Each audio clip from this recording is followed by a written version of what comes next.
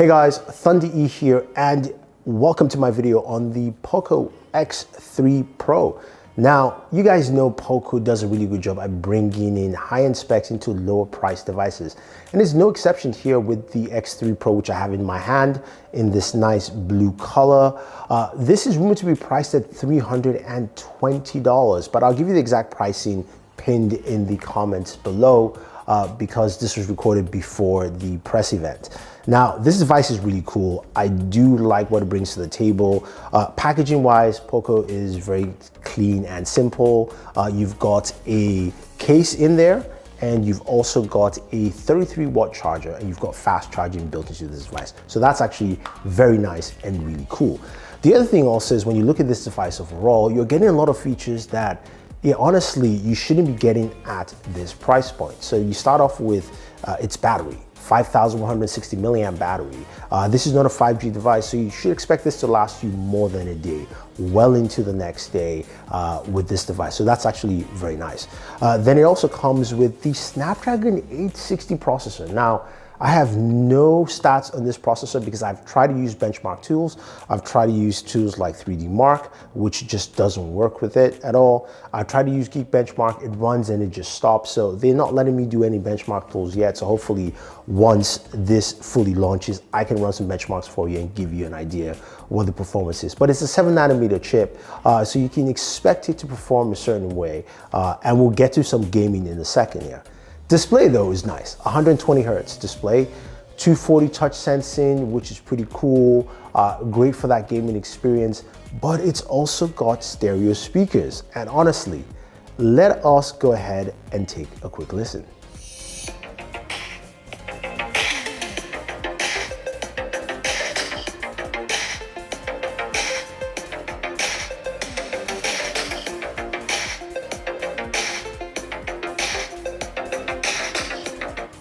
Honestly, that was impressive. That is really nice to have from a device like this.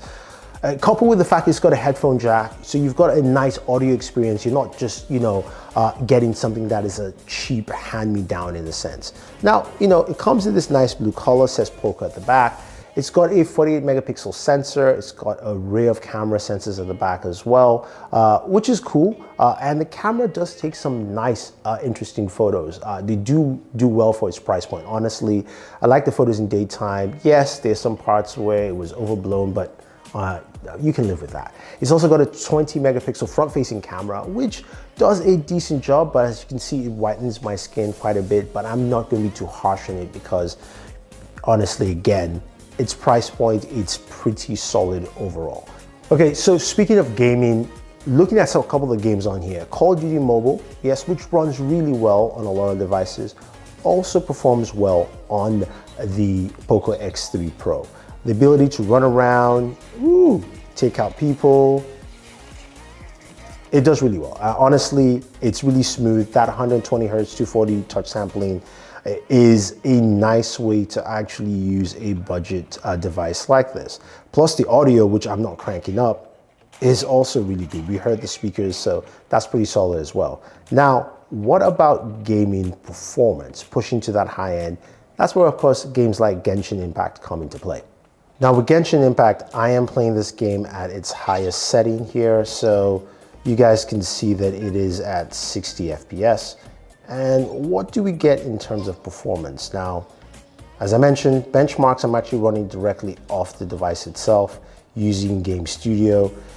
It's giving me about 50 frames per second. I'm about to get into some combat. There is some choppiness, but you can game Genshin around 50 FPS or so with this. It runs fairly well, and of course you're going to get some temperature rises.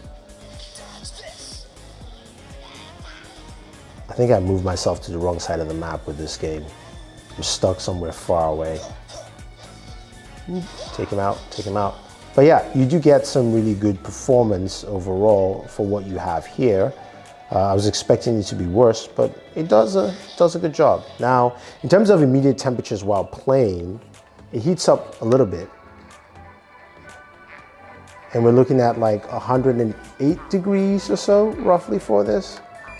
107, 108, which is about 42 degrees Celsius. So that's what you're getting in terms of temperatures for this. But performance-wise, you can play this quite well. Now, some of you probably be asking, what about PUBG?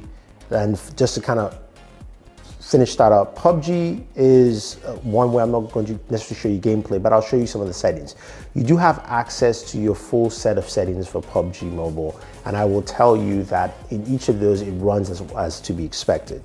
So if you're playing PUBG and you're playing at Ultra HD Ultra, you're going to be getting about 37 frames per second, which is fine.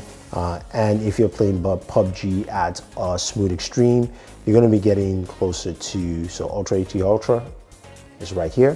I have access to that. And you can play at Smooth Extreme as well. So you have access to all the settings you expect in PUBG Mobile. So I think overall, when you look at a device like this, the Poco X3 Pro, you're going to get a lot of value in this device. Now, I think there are a lot of people who look at this and say, yes, this is a great buy. It covers all the things I want to. It's got all the features I need. And it's got the performance that I needed to do. So if you guys want to see more about the Poco X3 Pro, let me know. I'll do some more gaming on the gaming channel, Board Gamer. So do go ahead and check that out. Otherwise, don't forget to like, share, subscribe, and always enjoy your entertainment.